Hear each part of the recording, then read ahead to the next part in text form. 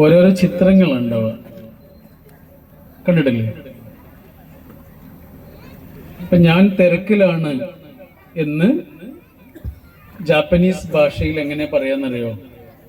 ഞാൻ തിരക്കിലാണ് എന്ന് എഴുതുന്നത് 2 ചിത്രങ്ങൾ ഉപയോഗിച്ചിട്ടുണ്ട്. ഒന്നാമത്തെ ചിത്രം ഹൃദയത്തിന്റെ ചിത്രം, രണ്ടാമത്തേത് നഷ്ടപ്പെടുന്നു എന്നുള്ള അർത്ഥം കിട്ടുന്ന ഒരു ചിത്രം. ഞാൻ തിരക്കിലാണ് എന്ന് ജാപ്പനീസ് ഭാഷയിൽ പറയുന്നത് എൻ്റെ ഹൃദയം നഷ്ടപ്പെട്ടിരിക്കുന്നു എന്ന് അർത്ഥം കിട്ടുന്ന 2 ചിത്രങ്ങളാണ്. തിരക്കാകുമ്പോൾ നമ്മുടെ മനസ്സിന്റെ സാന്നിധ്യം നഷ്ടപ്പെടും.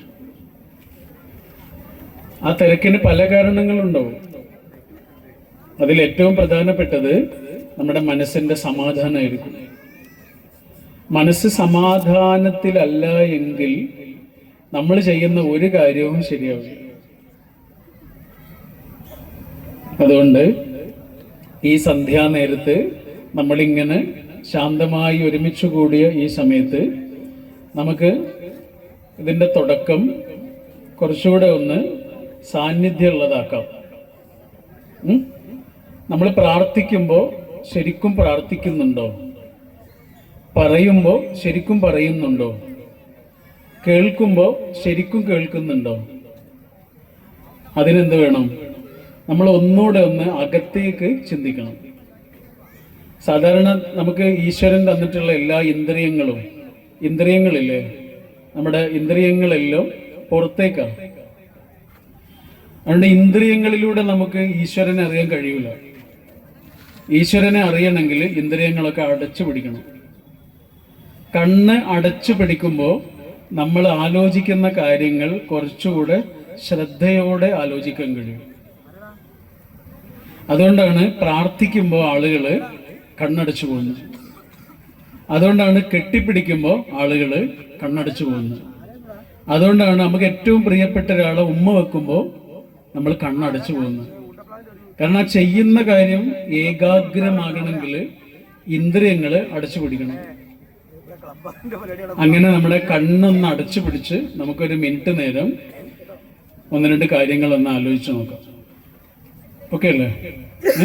നിങ്ങളൊന്ന് കംഫർട്ടായിട്ട് ഇരിക്കുമോ? ഇപ്പൊ ഇരിക്കുന്നത് ഒന്ന് ശ്രദ്ധയോടെ ഇരിക്കുമോ?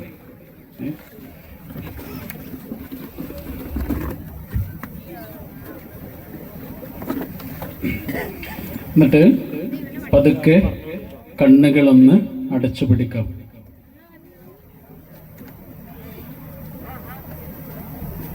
എപ്പോഴും പുറത്തേക്ക് തന്നെ നോക്കിക്കൊണ്ടിരിക്കുന്ന നമ്മുടെ കണ്ണിനെ ഒന്ന് അകത്തേക്ക് നോക്കാൻ വേണ്ടി അടച്ചു പിടിക്കാം.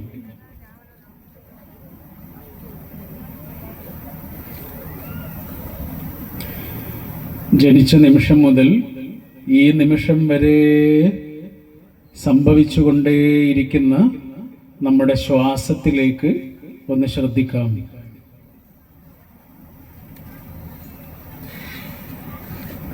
ഒന്ന് ശ്വസിക്കാൻ യന്ത്രങ്ങളുടെ സഹായം ആവശ്യമുള്ള 10,000-കണക്കിന് മനുഷ്യർ ആശുപത്രികളിൽ കിടക്കുന്നുണ്ട്.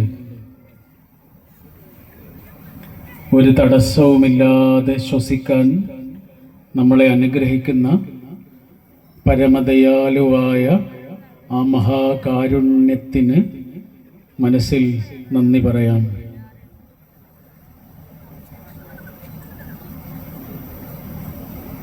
ജീവിതത്തിൽ ഇന്നോളം ആസ്വദിച്ചിട്ടില്ലാത്ത അത്രയും ശ്രദ്ധയോടെ നമ്മുടെ ശ്വാസത്തെ നമുക്കൊന്ന് ആസ്വദിക്കാം.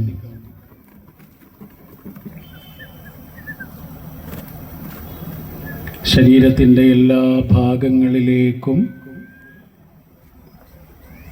എനർജി കിട്ടുന്നത് പോലെ നമ്മുടെ ശ്വാസത്തെ ഒന്നനുഭവിക്കാം.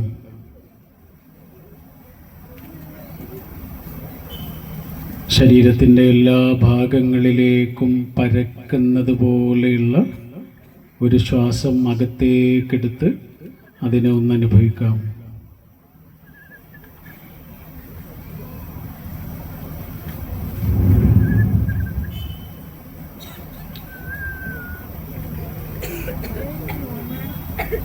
ഈശ്വരൻ നമ്മുടെ ജീവിതത്തിലേക്ക് സമ്മാനിച്ചിട്ടുള്ള ഏറ്റവും പ്രിയപ്പെട്ട മനുഷ്യന്മാരുടെ മുഖം മനസ്സിലൊന്ന് ഓർത്തെടുക്കാം. 800 കോടി മനുഷ്യന്മാർ ജീവിക്കുന്ന ഈ ലോകത്ത് നമ്മുടെ ജീവിതത്തിന് ഭംഗിയായി അലങ്കാരമായി ഈശ്വരൻ നമുക്ക് തന്നിട്ടുള്ള നമ്മുടെ ഏറ്റവും പ്രിയപ്പെട്ട മനുഷ്യന്മാരുടെ മുഖങ്ങൾ ഒന്ന് മനസ്സിൽ ഓർത്തെടുക്കാം.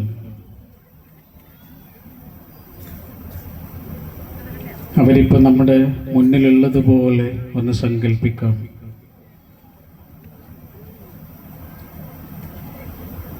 അവരോട് നന്ദി പറയാം.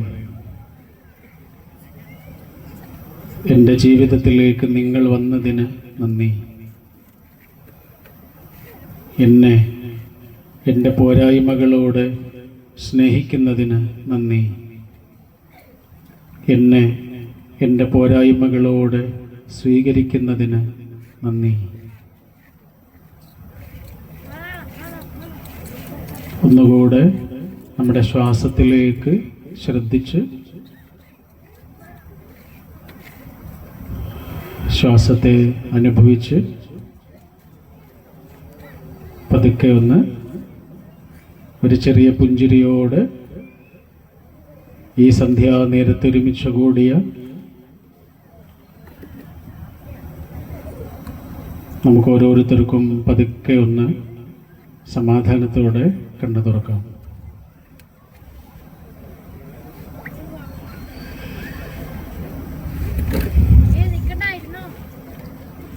ഇപ്പോൾ കുറേ നേരമായിട്ട് യാത്ര ചെയ്തുകൊണ്ട് വന്ന് എനിക്ക് ഇനി പറയുമ്പോൾ കുറച്ചുകൂടെ സമാധാനത്തോടെ പറയാം.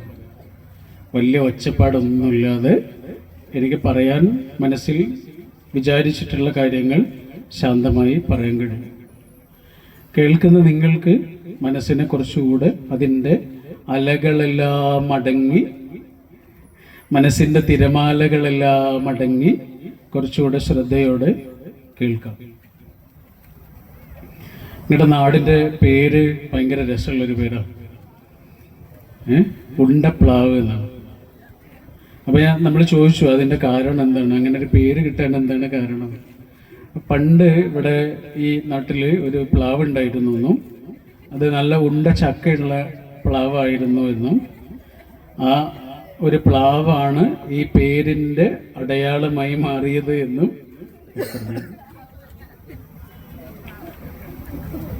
പ്ലാവിൻ്റെയൊക്കെ ഇലകൾ നിങ്ങൾ ശ്രദ്ധിച്ചിട്ടില്ലേ? പ്ലാവിൻ്റെ മാത്രമല്ല, എല്ലാ ഇലകളിങ്ങനെ ഉണങ്ങി താഴെ വീഴുമ്പോൾ ആ ഇല മാത്രമല്ല ഉണ്ടാവുക, ശ്രദ്ധിച്ചിട്ടില്ലേ? ആ ഇലയുടെ കൂടെ ഒരു തണ്ട് ഉണ്ടാവും. അതെന്തിനാ? ഇല മാത്രം പോരെ, ഇല മാത്രം താഴെ വീണാൽ പോരെ, എന്തിനാണ് ആ ഇലയുടെ കൂടെ ഒരു തണ്ട് കൊടുത്തത്? എന്തിനായിരിക്കും? ഭയങ്കരല്ലേ? ഇല മാത്രം വീണപ്പോരെ, ആകാശത്തിൽ നിന്ന് വീണതല്ല, അതൊരു മരത്തിൽ നിന്ന് വീണതാണ്. അതാണ് ആ തണ്ട്. ഒരു ചെടി ഉണ്ടായിരുന്നു, അതൊരു മരമായി മാറി. ആ മരത്തിന് കുറെ ചില്ലകൾ ഉണ്ടായി. ആ ചില്ലകളിൽ പിന്നെയും ചെറിയ ചെറിയ ചില്ലകൾ ഉണ്ടായി. ആ ചില്ലകളിൽ ഒരു ഇല ഉണ്ടായി. ആ ഇലയുടെ കാലം പൂർത്തിയായപ്പോൾ അത് ഉണങ്ങിപ്പോയി. ഉണങ്ങിയതിനു ശേഷം അത് താഴെ വീണതാണ്, അതല്ലാതെ ആകാശത്തിൽ നിന്ന് വീണതല്ല.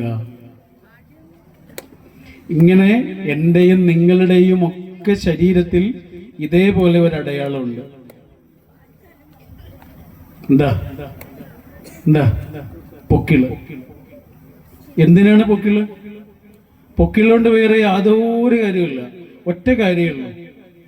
ഇല ഒരു മരത്തിൽ നിന്ന് വീണതാണ് എന്ന് പറയുന്നത് പോലെ നമ്മൾ ആകാശത്തിൽ നിന്ന് വീണതല്ല എന്നും ഒരമ്മയുടെ ഉള്ളിൽ നിന്ന് പുറത്തേക്ക് പൊട്ടി വീണതാണ് എന്നും തെളിയിക്കുന്ന തണ്ട് പോലെ ഒരു അടയാളമാണ് പൊക്കിൾ. നമ്മുടെ ഒരു സുഹൃത്തുണ്ട്, അവൾ ഇന്നിങ്ങനെ വിളിച്ചപ്പോൾ പറയാ, അവള് 9 മാസം ഗർഭിണിയാ. അപ്പൊ അവള് പറയണ എന്താണെന്നറിയോ? ഒന്ന് മലർന്നു കിടക്കാൻ എത്ര ആഗ്രഹം ഉണ്ടെന്നറിയോ? മലർന്നു കിടക്കാനും കഴിയില്ല, കമിഴ്ന്ന് കിടക്കാനും കഴിയില്ല. ഗർഭിണിയായ ഒരു പെണ്ണിന് ചെരിഞ്ഞാണ് കിടക്കുക. ചെരിഞ്ഞു കിടന്നിട്ട് ഒരു ഭാഗത്ത് നിന്ന് മറ്റേ ഭാഗത്തേക്ക് നമ്മൾ ചെരിയുന്നത് പോലെ ചെരിയാനും കഴിയില്ല. ഒരു ഭാഗത്തേക്ക് ചെരിഞ്ഞു കിടക്കുന്ന അവള് ഇങ്ങനെ പതുക്കെ എഴുന്നേറ്റ് ഇരുന്നിട്ട് മറ്റേ ഭാഗത്തേക്ക് ചെരിഞ്ഞു കിടക്കുന്നു. നമ്മുടെ കുടുംബത്തിലൊരു കുട്ടി ഊട്ടിയിലേക്ക് ടൂറ് പോയി. 24-25 വയസ്സുള്ള ആളാ. അപ്പൊ ടൂറ് പോയി കുറച്ച് കഴിഞ്ഞത് മുതൽ അവന്റെ ഉമ്മ അവനെ ഇങ്ങനെ വിളിക്കാൻ തുടങ്ങി. എവിടെ എത്തി, ഭക്ഷണം കഴിച്ചോ, എവിടെ താമസം, ക്ഷീണമുണ്ടോ, ഉമ്മ ഇങ്ങനെ ചോദിച്ചുകൊണ്ടിരിക്കുക. കുറെ സമയമാവും, ഉമ്മ പിന്നെയും വിളിക്കും. അപ്പൊ ഒരു സമയം ഇവന് ദേഷ്യം വന്ന്. കാരണം ഇവന്റെ ചങ്ങാതിമാരൊക്കെ ഇവനെ കളിയാക്കാൻ തുടങ്ങി. നീ എന്താ ചെറിയ കുട്ടിയാണോ എന്ന് വെച്ചിട്ട്. അപ്പൊ ഇവനും ദേഷ്യം വന്ന് ഉമ്മയോട് അവൻ ദേഷ്യപ്പെട്ട്, എന്തിനാണ് എപ്പോഴും ഇങ്ങനെ വിളിച്ചുകൊണ്ടിരിക്കുന്നത് എന്ന് ചോദിച്ചു. ഉമ്മ മറുപടി ഒന്നും പറഞ്ഞില്ല. ഉമ്മ ഫോണ് കട്ട് ചെയ്ത് അവിടെ ഇങ്ങനെ കരഞ്ഞിരിക്കാൻ തുടങ്ങി. ഇതാര് കണ്ടു? അവന്റെ പെങ്ങള് കണ്ടു. അവൾ ഇതേപോലെ പൂർണ്ണ ഗർഭിണിയായിട്ടിരിക്കുന്ന ആളാ. ഉമ്മ കരയുന്നത് കണ്ടപ്പോ തന്നെ അവൾക്ക് മനസ്സിലായി അവനെന്തോ പറഞ്ഞിട്ടുണ്ട്. അവള് വേഗം ആങ്ങളെ വിളിച്ച്, നീ എന്തേലും ഉമ്മയോട് പറഞ്ഞോ? ഇല്ല താത്ത, ഞാനൊന്നും പറഞ്ഞില്ല. സത്യം പറഞ്ഞു. ഉമ്മയോട് എന്തെങ്കിലും പറഞ്ഞോ? ആ താത്ത, ഞാൻ ഉമ്മയോട് ദേഷ്യപ്പെട്ടു പോയി. ഉമ്മ കരയണുണ്ടടാ. ഉമ്മ കരയണുണ്ടോ? അയ്യോ, ഉമ്മ എപ്പോഴും ഇങ്ങനെ വിളിച്ചോണ്ടിരുന്നപ്പോ എനിക്ക് ദേഷ്യം വന്നു. ഞാൻ അങ്ങനെ, ഉമ്മ എന്തിനാണ് ഇങ്ങനെ വിളിക്കുന്നതെന്ന് ചോദിച്ചതാണ്. അപ്പൊ അവള് ചോദിച്ചു, എടാ, എപ്പോഴും ഉമ്മ ഇങ്ങനെ വിളിക്കുന്നതാണോ നിന്റെ പ്രശ്നം? അതെന്തുകൊണ്ടാണെന്നറിയോ? അത് ഉമ്മ ആയതുകൊണ്ടാണടാ. നിനക്കറിയോ, ഞാനൊന്ന് കമിഴ്ന്ന് കിടന്നിട്ടേ 9 മാസമായി. ഒന്ന് കമിഴ്ന്ന് കിടക്കാൻ എത്ര ആഗ്രഹമുണ്ട് എന്ന് നിനക്കറിയോ? കമിഴ്ന്ന് കിടക്കൂലടാ. ഉറക്കത്തിൽ അറിയാതെ പോലും കമിഴ്ന്ന് കിടക്കൂല.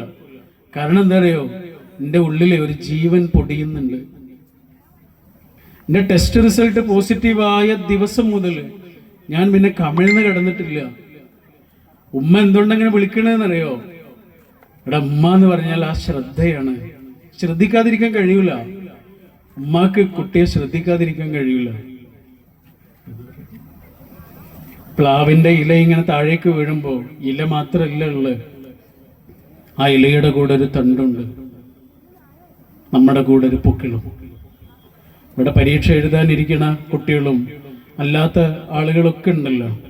വെറുതെ ഉമ്മയുടെ അടുത്ത് ചെന്നിട്ട്, അമ്മയുടെ അടുത്ത് ചെന്നിട്ട് ആ കൈ ഇങ്ങനെ നോക്കുന്നു. കുറെ അടയാളങ്ങൾ കാണും, പൊള്ളിയ പാടുകൾ കാണും, കത്തി തട്ടിയ അടയാളങ്ങൾ കാണും, മുറിവായതിൻ്റെ പാടുകൾ കാണും, വെള്ളം തട്ടി കീറിയ വിരലെടുക്കുകൾ കാണും. ഒരു ജീവിതം. ഈ അച്ഛനും അമ്മയും ഒക്കെ ഇങ്ങനെ കാണുമ്പോൾ ഇങ്ങനെ ശരീരമൊക്കെ ഇങ്ങനെ ശോഷിച്ചിട്ടുണ്ടാവും. വയസ്സ് കുറേയൊക്കെ ആകുമ്പോൾ അവരുടെ ശരീരത്തിൽ നിന്ന് ചോരയും നീരൊക്കെ ഇങ്ങനെ കുറയും. ആ പഴയ ഒരു തേജസ്സൊക്കെ ഇങ്ങനെ കുറയാൻ തുടങ്ങും. അതൊക്കെ എങ്ങോട്ടാ പോയത്? അത് മക്കളെ നോക്കിയാൽ മതി, അതെങ്ങോട്ടാ പോയതെന്നറിയാം. മക്കളുടെ ശരീരത്തിൽ ആ തേജസ് മുഴുവനും ഉണ്ട്. അവിടെ നിന്നുള്ള തേജസ്സും ചോരയും നീരൊക്കെ ഇങ്ങോട്ട് പോവാ ചെയ്യുന്നത്. അതുകൊണ്ട് ആയുസ്സില് ഒരു മനുഷ്യന് ഉള്ളിൽ സൂക്ഷിക്കാവുന്ന ഏറ്റവും വലിയ കാര്യം എന്ന് പറയുന്നത് ചിലതൊന്നും മറക്കാതിരിക്കുക എന്നുള്ളതാണ്. അവിടെ ദൈവത്തിന്റെ ഒരു കൃപ ഉണ്ടാവുള്ളൂ, അല്ലാത്തടത്ത് അത് ഉണ്ടാവില്ല. കടമ്മനിട്ട എന്ന് പറയുന്ന നമ്മുടെ ഒരു മഹാകവിയുണ്ട്, കടമ്മനിട്ട രാമകൃഷ്ണൻ മഹാകവിയാ. അദ്ദേഹത്തിന്റെ ഒരു ചെറിയ കവിതയുണ്ട്. അതിങ്ങനെയാ: നിങ്ങൾ ഓർക്കുക നിങ്ങളെങ്ങനെ നിങ്ങളായെന്ന്. നിങ്ങൾ ഓർക്കുക നിങ്ങളെങ്ങനെ നിങ്ങളായെന്ന്. നമ്മൾ ഓർക്കുക നമ്മളെങ്ങനെ നമ്മളായെന്ന്.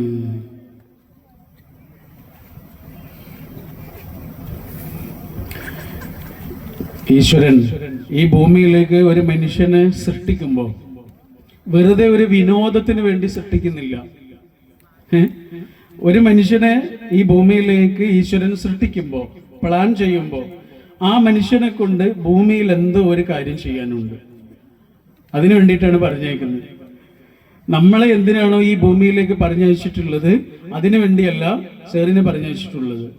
നമ്മളെ രണ്ടാളെയും ഒരേ കാര്യത്തിനാണ് പറഞ്ഞയച്ചത് എങ്കിൽ രണ്ടാള് വരേണ്ട കാര്യം ഉണ്ടായിരുന്നില്ല, ഒരാൾ വന്നാൽ മതിയായിരുന്നു.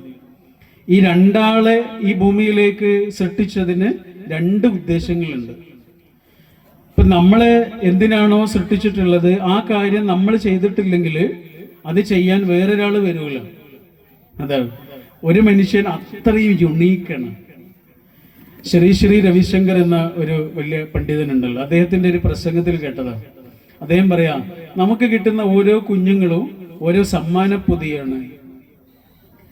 നല്ലൊരു ഉദാഹരണമായിട്ട് തോന്നിയത്, നമുക്ക് കിട്ടുന്ന ഓരോ കുഞ്ഞും ഓരോ സമ്മാനപ്പൊതിയാണ്. അത് നമുക്ക് മനസ്സിലാവും, സമ്മാനപ്പൊതി എന്നാ. പക്ഷെ ഓരോ സമ്മാനപ്പൊതിയുടെ അകത്ത് എന്താണെന്ന് നമുക്കറിയില്ല. ചിലത് പൂക്കളായിരിക്കും, ചിലത് മിഠായി ആയിരിക്കും, ചിലത് സ്വർണ്ണമായിരിക്കും, ചിലത് വെള്ളിയായിരിക്കും, ചിലത് അതിലേറെ അമൂല്യമായ വേറെ എന്തെങ്കിലും ആയിരിക്കും. എന്നാൽ ശൂന്യമായ ഒരു പൊതിയും ഇല്ല. അതാണ് അദ്ദേഹം പറയുന്നത്. കാലിയായി കിടക്കുന്ന യാതൊരു പൊതിയും ദൈവം ഈ ഭൂമിയിലേക്ക് പറഞ്ഞയക്കുന്നില്ല എന്ന്.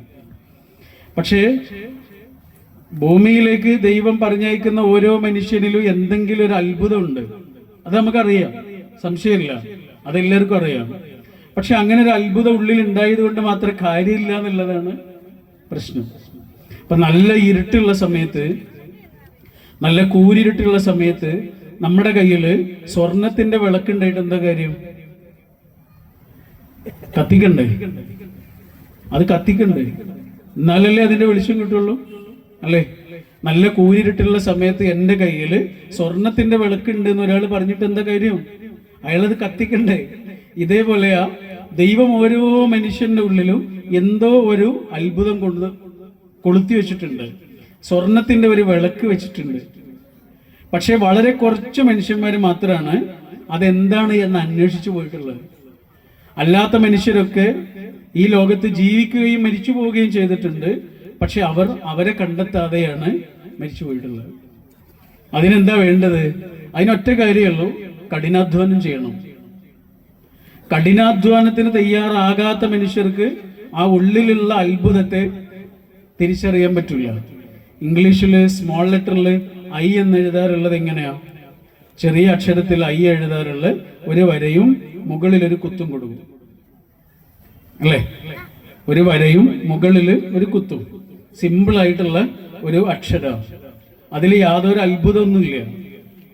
പക്ഷെ അതൊന്ന് തിരിച്ചിട്ടല്ലോ, അതൊന്ന് തിരിച്ചിടുമ്പോ അതിലൊരു അത്ഭുതം കാണാം. ഓരോ ഐയുടെ അകത്തും ഇങ്ങനെ മറഞ്ഞു കിടക്കുന്ന ഒരു അത്ഭുതമുണ്ട്. നമ്മുടെ കുടുംബത്തിലെ ഒരാള് ഇങ്ങനെ ഈ ബാക്ക് പെയിൻ ഉണ്ടായിട്ട് ഒരു ആയുർവേദ ഡോക്ടറെ കാണാൻ പോയി, ആയുർവേദ ഹോസ്പിറ്റലിലേക്ക് പോയി. അങ്ങനെ ഡോക്ടർ ഇവരെ പരിശോധിച്ചതിന് ശേഷം ഇവർക്ക് ഉഴിച്ചിൽ വേണമെന്ന് ഇങ്ങനെ എഴുതി വെച്ചു. പ്രിസ്ക്രൈബ് ചെയ്യില്ലേ? പ്രിസ്ക്രിപ്ഷനിൽ എഴുതി വെച്ചത് ഇയാൾക്ക് ഉഴിച്ചിൽ വേണമെന്നാണ്, മസാജ് ചെയ്യണം എന്നാണ്. ഡോക്ടർ പണി കഴിഞ്ഞു കേട്ടോ. ഒഴിച്ചിൽ ചെയ്യുന്ന ഡോക്ടറൊന്നല്ല, അത് വേറെ ആളുകളാണ്. അതിനായിട്ടുള്ള കുറച്ച് സ്റ്റാഫ് ഉണ്ട്. അവരാണ്, കുറച്ച് ചേച്ചിമാരും താത്തമാരും ഒക്കെയാണ്. അവരാണ് ഇനി ഒഴിച്ചിൽ ചെയ്യേണ്ടത്. ഒഴിച്ചിലിന് വേണ്ടി ഈ രോഗി എത്തുന്നത് 5 മണിക്കാണ്, രാവിലെ 5 മണിക്ക്. അപ്പൊ അതിനു മുമ്പേ അവരവിടെ എത്തണം, ഈ സ്റ്റാഫ് അവിടെ എത്തണം. എന്നിട്ട് 2 മണിക്കൂർ നേരമാണ് ഒഴിയുന്നത്. കഷ്ടപ്പാട് പിടിച്ചൊരു ജോലിയാണ്, ചെറിയ ജോലിയൊന്നുമല്ല. ഈ ഒഴിച്ചിൽ ചെയ്യുന്ന ആൾക്കും ആ കിടക്കുന്ന രോഗിക്കും ഒരേപോലെ കഷ്ടപ്പാടാണ്. ഇത്രയും കഷ്ടപ്പാടുള്ള ഈ ജോലി ചെയ്യുന്ന ഈ സ്റ്റാഫിന് ആകെ കിട്ടുന്ന ശമ്പളം എത്ര ഇരിക്കുന്നറിയാം? ഏറിപ്പോയാൽ ഒരു 15,000 രൂപയുണ്ടോ? എന്നാൽ ഈ രോഗിക്ക് ഒഴിച്ചിൽ വേണം എന്ന് എഴുതി വെക്കാൻ ഒരു 4-5 മിനിറ്റ് മാത്രം ചെലവഴിച്ച ഈ ഡോക്ടർക്ക് എത്രയാണ് ശമ്പളം എന്നറിയോ? ചുരുങ്ങിയത് 1 ലക്ഷം രൂപയുണ്ടാവും. ആകെ 5 മിനിറ്റ് നേരം ഒരു രോഗിയെ പരിശോധിച്ച് ഇയാൾക്ക് ഒഴിച്ചിൽ വേണം എന്ന് എഴുതിയ ഡോക്ടർക്ക് 1 ലക്ഷം രൂപയും ഇത്രയും കഷ്ടപ്പാട് നിറഞ്ഞ ജോലി ചെയ്യുന്ന ഈ സ്റ്റാഫിന് ആകെ ഒരു 15,000-20,000 രൂപയും ശമ്പളം ഉണ്ടാവും. ഇത് ശരിയാണോ? നിങ്ങളുടെ അഭിപ്രായത്തിൽ ഇത് ശരിയാണോ? ആണോ? ആണോ? നീതി ഉണ്ടോ അതില്? ഉണ്ടോ? ശരിയാണ്. ഡോക്ടറോട് ചോദിച്ചു. ഡോക്ടർ പറയും അത് ശരിയാണ്. കാരണം ഡോക്ടർ എന്ന് എഴുതിയ ആ ബോർഡുള്ള റൂമിന്റെ അകത്ത് ആ കസേരയിൽ വന്നിരിക്കുന്നതിന് മുമ്പ് ഈ ഡോക്ടർ കഷ്ടപ്പെട്ടൊരു കഷ്ടപ്പാടുണ്ട്. വായിച്ചു തീർത്ത കട്ടിയുള്ള പുസ്തകങ്ങളുണ്ട്, മനഃപ്പാഠമാക്കിയ കഠിനമായ തിയറികളുണ്ട്, ഉറക്കമൊഴിച്ച പാതിരാവുകളുണ്ട്, ബലി കൊടുത്ത പ്രിയപ്പെട്ട നിമിഷങ്ങളുണ്ട്. വെറുതെ കിട്ടിയതല്ല. അങ്ങനെ ഇതേ കഷ്ടപ്പെടുന്ന സമയത്ത് ഈ സ്റ്റാഫ് സുഖമായിട്ട് കിടന്നുറങ്ങുന്നത് ഉണ്ടാവും. 4-5 വർഷം ഈ ഡോക്ടർ കഷ്ടപ്പെട്ടത് കാരണം 50-60 വർഷം ഇനി യാതൊരു കഷ്ടപ്പാടില്ലാതെ ഇയാൾക്ക് ജീവിക്കാം. 4-5 വർഷം കഷ്ടപ്പെടാൻ മടിച്ചത് കാരണം 50-60 വർഷങ്ങൾ മുഴുവനും ഇനി ഈ സ്റ്റാഫിന് കഷ്ടപ്പെടേണ്ടി വരും. ഒരുപക്ഷെ ഈ ഡോക്ടറെക്കാളും ബുദ്ധിയുള്ള ആളുകളായിരിക്കും അവര്, അല്ലേ? ഈ ഡോക്ടറെക്കാളും വലിയ പദവിയിൽ എത്താൻ ഉള്ളിൽ കഴിവും കാലിബറുള്ള ആളുകളായിരിക്കും ഒരുപക്ഷെ ഇവര്. നേരത്തെ പറഞ്ഞ പോലെ മറഞ്ഞു കിടക്കുന്ന ആ അത്ഭുതത്തെ തിരിച്ചറിയാതെ പോയ മനുഷ്യരായിരിക്കും. പല കാരണങ്ങളുണ്ടാവും. ഒരുപക്ഷെ അവര് തിരിച്ചറിഞ്ഞിട്ടുണ്ടെങ്കിൽ തന്നെ അവരുടെ സാഹചര്യങ്ങൾ അവർക്ക് അനുകൂല ആവാതിരുന്നത് കൊണ്ടും ആവാം. പക്ഷേ അങ്ങനെ തിരിച്ചറിഞ്ഞ് കണ്ടെത്തിയ മനുഷ്യർ ലോകത്ത് വളരെ കുറച്ചുള്ളൂ. അതുകൊണ്ട് പരീക്ഷ എഴുതാനിരിക്കുന്ന കുഞ്ഞുങ്ങളോട് പറയാനുള്ളത് ഒറ്റ രണ്ട് കാര്യ. ഒന്ന്, പ്രധാനമായി ഒരു കാര്യം നമുക്ക് ആത്മാർത്ഥമായി ചെയ്യണമെന്നുണ്ടെങ്കിൽ, തടസ്സങ്ങളില്ലാതെ ചെയ്യണമെന്നുണ്ടെങ്കിൽ നമ്മുടെ മനസ്സ് സമാധാനമുള്ളതായി മാറണം. മനസ്സ് സമാധാനമുള്ളതായി മാറുക എന്ന് പറയുമ്പോൾ ആ കുട്ടി മാത്രം വിചാരിച്ച പോരാ. ആ കുട്ടിയുടെ സാഹചര്യങ്ങൾ അനുകൂലമാകണമെങ്കിൽ ചുറ്റുമുള്ള ഓരോ മനുഷ്യനും അത് വിചാരിക്കണം. വാക്കുകൾ അന്നമാണ് എന്നാണ് നമ്മുടെ ഭാരതീയ പൈതൃകം. നിങ്ങൾ കേട്ടിട്ടുണ്ടോ? വാക്കുകൾ അന്നമാണ് എന്ന് പറയുന്നത്. നമ്മുടെ പഴയ സന്യാസിമാരൊക്കെ അങ്ങനെ പറയാം, വാക്കുകൾ അന്നമാണ്. നമ്മളിങ്ങനെ കൈകൊണ്ട് എടുത്തിട്ട് വായിലൂടെ കഴിക്കുന്നത് മാത്രമല്ല അന്നം. നമ്മൾ കാണുന്നത് അന്നമാണ്, നമ്മൾ കേൾക്കുന്നത് അന്നമാണ്. ഈ കാണുന്ന കാര്യങ്ങൾ നമ്മളായി മാറും. നിരന്തരമായി ഒരു കാര്യം കണ്ടുകൊണ്ടിരുന്നാൽ അത് നമ്മളായി മാറും. ഭക്ഷണം നമ്മളായി മാറുന്ന പോലെ നിരന്തരമായി നമ്മൾ എന്താണോ കേൾക്കുന്നത് അത് നമ്മുടെ ജീവിതത്തെ സ്വാധീനിക്കും. ഇപ്പൊ നമ്മുടെ വീട്ടില് 5 വയസ്സായൊരു കുട്ടിയും 3 വയസ്സായൊരു കുട്ടിയുണ്ടെന്ന് വിചാരിക്കുക. ഈ 5 വയസ്സായ കുട്ടിക്ക് ഇവിടെ തൊടാൻ കഴിയും, ഇങ്ങനെ ഒന്ന് ചാടിയാൽ ഇവിടെ തൊടാൻ കഴിയും, അല്ലെ? 3 വയസ്സായ കുട്ടിക്ക് എത്ര ചാടിയാലും ചിലപ്പോൾ തൊടാൻ കഴിയില്ല. ഈ 3 വയസ്സായ കുട്ടിയോട് നമ്മൾ എന്താ പറയാ? 2 കാര്യങ്ങൾ പറയാം. ഒന്നുകിൽ പറയാം നിന്നെ കൊണ്ട് അതിന് കഴിയില്ല എന്ന് പറയാം, അല്ലെങ്കിലോ ഇക്കയുടെ അത്ര എത്തിയാലും നിന്നെ കൊണ്ട് കഴിയുമെന്നും പറയും. ഈ 2 വാക്കും ഈ കുട്ടിയുടെ ഉള്ളിൽ അന്നമായി മാറും. ആ കുട്ടിയുടെ ജീവിതത്തെ സ്വാധീനിക്കുന്ന വാക്കുകളായി മാറും. ഇത്രയും കുടുംബങ്ങൾ ഇവിടെ ഒരുമിച്ചിരിക്കുന്നതുകൊണ്ട് പറയാം, നമ്മൾ ഈ അറബിയിൽ സാധാരണ പറയുന്നൊരു വാക്കുണ്ട്, ബർക്കത്ത് എന്ന് പറയും. നമ്മൾ മലയാളം പോലെ നമുക്ക് പരിചയമുള്ളൊരു വാക്കാണ് വർക്കത്ത് എന്നൊക്കെ പറയില്ലേ. വർക്കത്ത് എന്ന് നമ്മൾ സാധാരണ പറയാറുള്ളത് എന്തിനാ പറയാ? നല്ലോണം പൈസ ഉള്ള ആളുകളെ കുറിച്ച് പറയാം. അവർക്കിപ്പോ നല്ല ബർക്കത്താണ് എന്നൊക്കെ പറഞ്ഞാല് അവർക്ക് നല്ലോണം പൈസ ഉണ്ടെന്നാണ്. നല്ലോണം പൈസ ഉള്ള ഒരാളോട് ചെന്നിട്ട് ചോദിച്ചു നോക്കൂ എന്താണ് ബർക്കത്ത് എന്ന്. അവരെന്താ പറയാ? നല്ലോണം പൈസ ഉള്ള ഒരാളോട്, ധാരാളം പൈസ ഉള്ള ഒരാളോട് എന്താണ് ബർക്കത്ത് എന്ന് ചോദിച്ചു നോക്കൂ. ഇനിയും കുറെ പൈസ ഉണ്ടാവുമെന്ന് അവര് പറയില്ല. അവരെന്താ പറയാന്നറിയോ? അവര് പറയും മനസ്സമാധാനം എന്ന് പറയും. ഉറപ്പായിട്ടും പറയും. ലോകത്ത് കിട്ടാവുന്ന ഏറ്റവും നല്ല ബെഡ് എന്താണെന്ന് നിങ്ങൾക്ക് അറിയോ? ഏതാണെന്നറിയോ? ലോകത്ത് കിട്ടാവുന്ന ഏറ്റവും നല്ല ബെഡ്, ലോകത്ത് കിട്ടാവുന്ന ഏറ്റവും നല്ല കിടക്ക, മനസ്സമാധാനത്തോടെ കിടന്നുറങ്ങുന്ന മനുഷ്യന്റെ താഴെയുള്ള കിടക്കയാണ്. അത്രയും വിലപിടിപ്പുള്ളൊരു കിടക്കയാണ് സമാധാനത്തോടെ കിടന്നുറങ്ങുന്ന മനുഷ്യന്റെ ബെഡ്. നമ്മളെല്ലാ തിരക്കും കഴിഞ്ഞിട്ട് നമ്മുടെ വണ്ടി ഓഫ് ചെയ്ത് ഗേറ്റ് അടച്ച് നമ്മൾ കയറി ചെല്ലുന്നൊരു സ്ഥലമില്ലേ, അവിടെ സമാധാനം വേണം. അവിടെ സമാധാനം ഇല്ലെങ്കിൽ നമുക്ക് പുറത്തുനിന്ന് എന്തൊക്കെ കിട്ടിയിട്ടും കാര്യം ഉണ്ടാവില്ല. അതാ നമ്മുടെ ഒരു മാഷ് പറഞ്ഞതാ. ആ മാഷ് ചെറിയ മോനായിരിക്കുന്ന സമയത്ത് അദ്ദേഹത്തിന്റെ കൂടെ പഠിക്കുന്ന ഒരു കുട്ടിയുണ്ട്. ഇവന് ഇങ്ങനെ കിളികളെ പിടിച്ചിട്ട് കൂട്ടുകാർക്ക് കൊടുക്കും.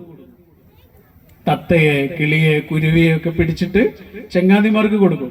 അപ്പൊ നമ്മുടെ ഈ മാഷ് ഒരു ദിവസം അവനോട് ചോദിച്ചു, അപ്പൊ നിന്റെ വീട്ടിൽ ധാരാളം കിളികൾ ഉണ്ടാവില്ലേ, നിനക്ക് കിളികളെ പിടിക്കാൻ അറിയാലോ, അപ്പൊ നിന്റെ വീട്ടിൽ ധാരാളം കിളികൾ ഉണ്ടാവില്ലേ എന്ന് ചോദിച്ചു.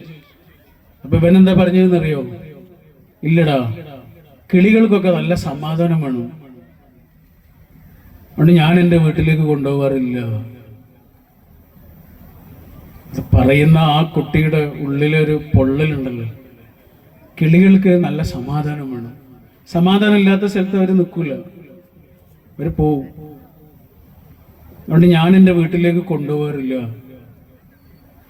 വീടിൻ്റെ ഉള്ളിലെ സമാധാനം ഉണ്ടല്ലോ, വിലപിടിപ്പുള്ളതാ, നല്ല കഷ്ടപ്പാടാ അതിന്. നമ്മൾ വീട്ടിലുള്ള എല്ലാവരും ഇങ്ങനെ ഒരുമിച്ചിരുന്ന് ഭക്ഷണം കഴിക്കാമെന്ന് വിചാരിച്ചോളൂ. അപ്പൊ ഒരാൾ എന്തോ പറഞ്ഞു, അത് മറ്റേയാൾക്ക് ഇഷ്ടപ്പെട്ടില്ല, അയാൾ അതിന് മറുപടി പറഞ്ഞു.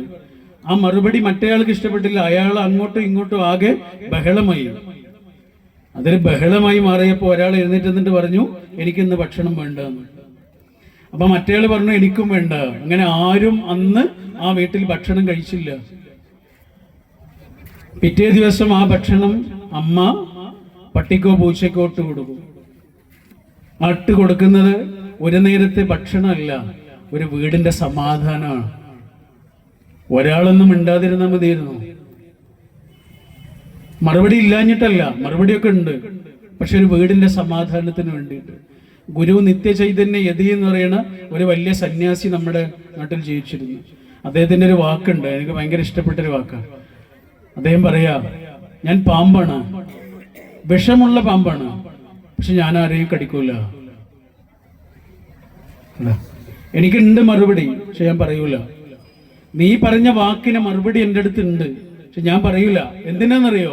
ഈ വീടിന്റെ സമാധാനത്തിന് വേണ്ടിയിട്ട്, ഇവിടെ കിടന്നുറങ്ങുന്ന കുഞ്ഞുങ്ങളുടെ കണ്ണ് കലങ്ങാതിരിക്കാൻ വേണ്ടിയിട്ട്, ഇവിടെ കിടന്നുറങ്ങുന്ന മനുഷ്യന് സമാധാനത്തോടെ കിടക്കാൻ വേണ്ടിയിട്ട് ഞാൻ മറുപടി പറയൂല.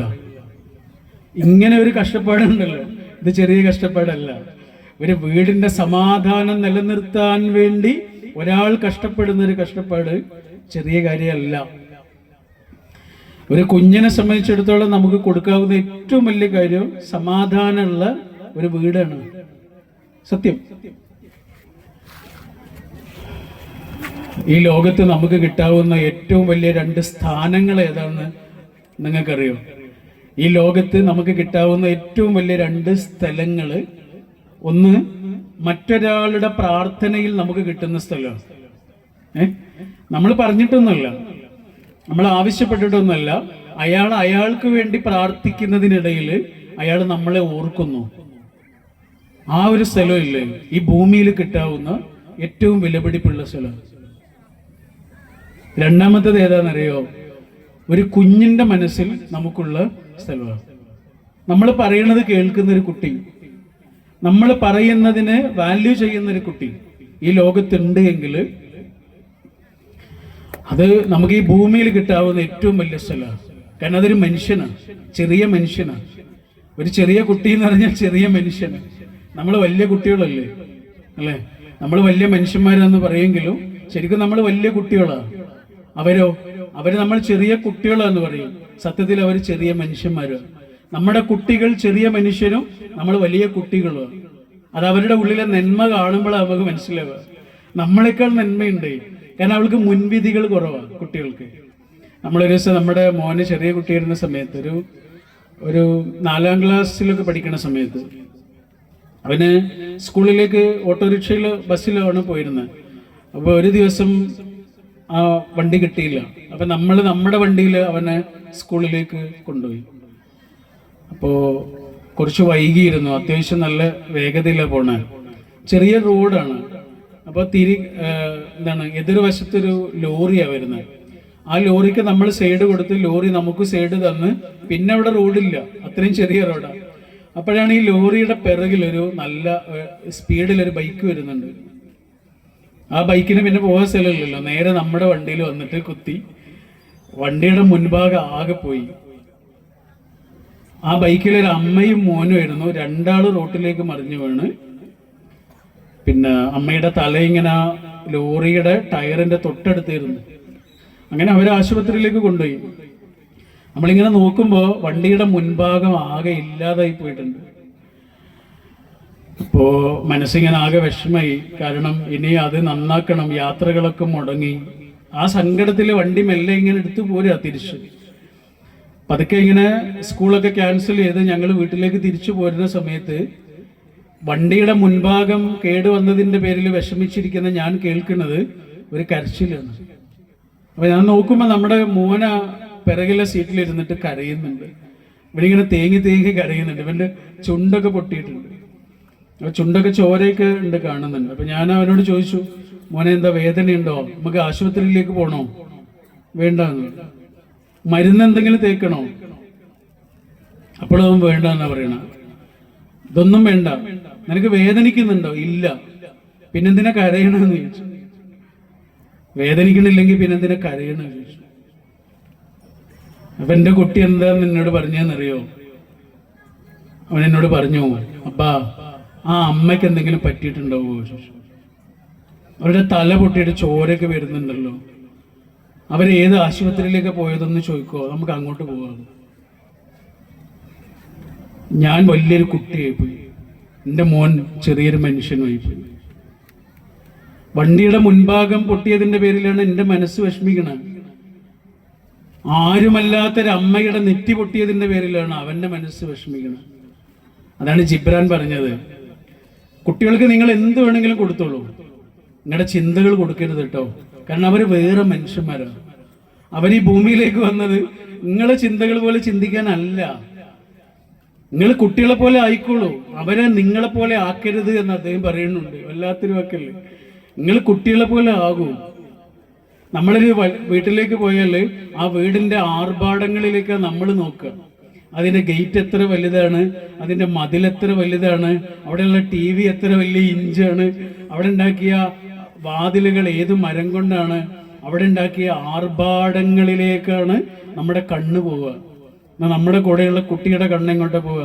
അവിടെയുള്ള പൂച്ചക്കുട്ടിയിലേക്കാണ് പോവുക. അവിടെ ഇങ്ങനെ തത്തിക്കളിക്കുന്ന അവിടെയുള്ള ചെറിയ പക്ഷികളിലേക്കാണ് പോവുക. അവിടെയുള്ള എന്താണ് മത്സ്യങ്ങളുണ്ടെങ്കിൽ അതിലേക്ക്, ചെറിയ പൂക്കളിലേക്ക്. ഇതൊക്കെയാണ് നമ്മളെ കുട്ടികൾ പോവുക. നമ്മള് ചിന്തിക്കുന്നത് മുഴുവനും ആർഭാടങ്ങളെ കുറിച്ചായിരിക്കും. കുട്ടികളുടെ ഉള്ളിലുള്ള ഈ ശുദ്ധി ഉണ്ടല്ലോ, ആ ശുദ്ധി നമ്മൾ കാരണം കെട്ടുപോകാതിരിക്കുക എന്നുള്ള ഒരു ജാഗ്രതയാണ് ഒരു പാരന്റ് എന്ന അർത്ഥത്തിൽ ആ കുഞ്ഞിന് കൊടുക്കാവുന്ന ഏറ്റവും വലിയ കാര്യം. ഷൂസെ സെരമാവോ എന്ന് പറയുന്ന വലിയൊരു എഴുത്തുകാരനുണ്ട് ഇംഗ്ലീഷിൽ.